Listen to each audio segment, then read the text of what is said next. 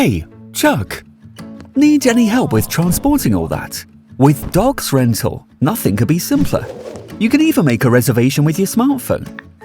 To get yourself registered, we just require your personal data, identity card, and driving license. After you have accepted the terms and conditions and made an honesty statement, we can move on to the next step. Welcome to the reservation area. With this practical card, you will quickly find the nearest pickup point.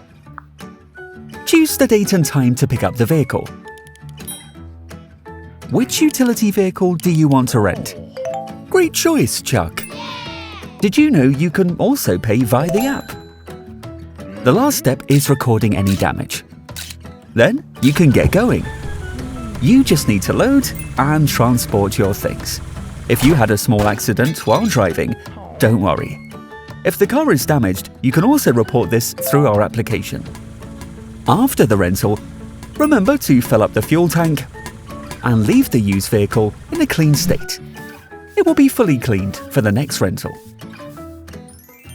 Is everything paid for? Or do you still have to collect your deposit? Use the app. It includes everything. Handy, don't you think? Now try it for yourself. Reserve your utility vehicle and pick it up at your chosen location, close to you.